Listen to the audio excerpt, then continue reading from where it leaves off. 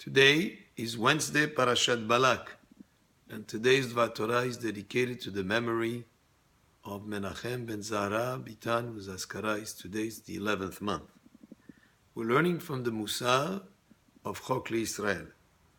Yesh gozel ve'eno nir'eh. There is a person that steals, yet it's not being noticed, it's not being seen as stealing. Ze hadarim bnei adam ve'eno ra'a b'shelahem. It's a person who lives amongst people and looks upon them with the evil eye. In other words, physically or materially, or it's not obvious that he's causing them any harm.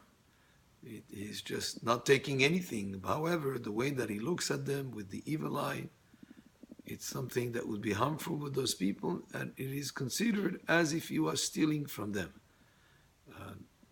The opposite of evil eye is, of course, to have a good eye, which means to be happy for the success of others, to be happy with what others have, to be at peace with that, and even happy for them is a good eye.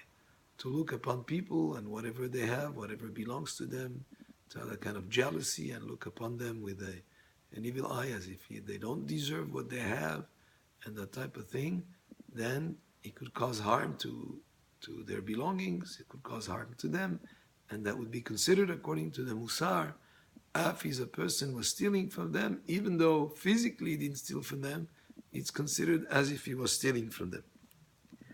Haboshet ve'emunah nitzmadot. Boshet is shame, is to be ashamed of doing something wrong. Ve'emunah is faith or belief in Hashem. Nitzmadot. These two qualities go together well. Keshetistalek acha tistalek chaverta. When one leaves, the other also leaves. In other words, if a person is not ashamed of his actions, if a person is not embarrassed by doing wrong, if the embarrassment is something that he doesn't have, some people have chutzpah, as they say. So if a person does not get embarrassed from doing wrong, then such a person does not have the faith, the proper faith or belief in Hashem. So being embarrassed from wrongdoing and having faith in Hashem are things that go hand in hand, they go together. And if one is lacking, then the other one will be also lacking. Shanu Hachamim, our rabbis taught, our sages taught, if a person does work on the eve of Shabbat, after 9.5 hours into the day, let's say if the day is 12 hours and he does work after 9.5 hours into the day, like after 3:30 in the afternoon, if the day starts at 6, finishes at 6, 4 o'clock, he's still busy with work.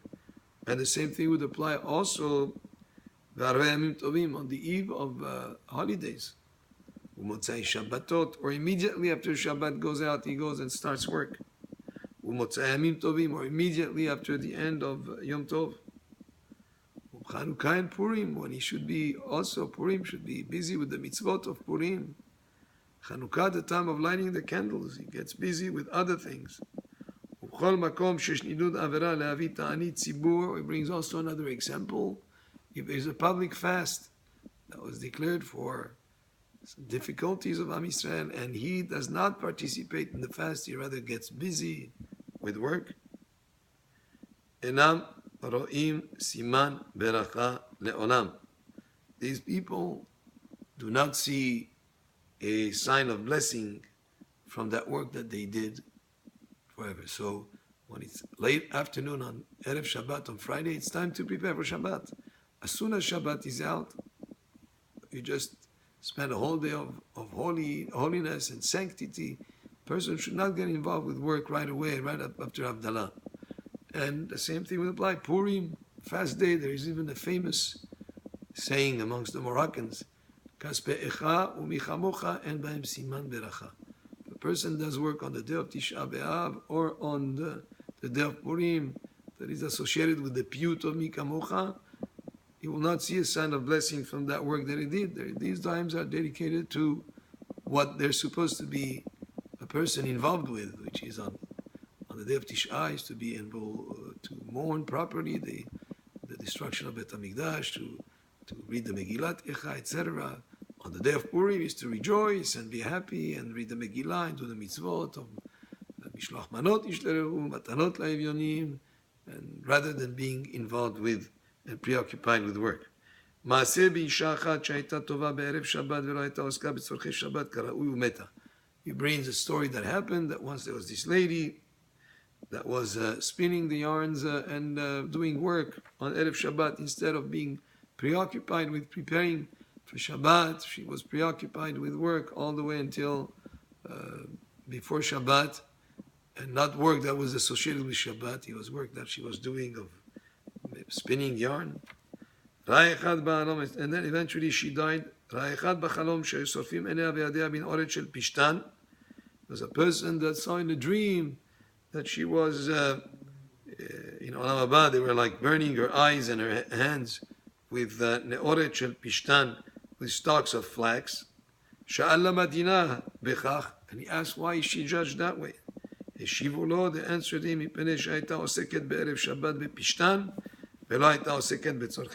because they answered him because on Erev Shabbat, Friday afternoon, she was busy with doing work with flax, with linen, rather than being preoccupied with preparing for the needs of Shabbat. So Shabbat afternoon, and in general, a person has to prepare for Shabbat.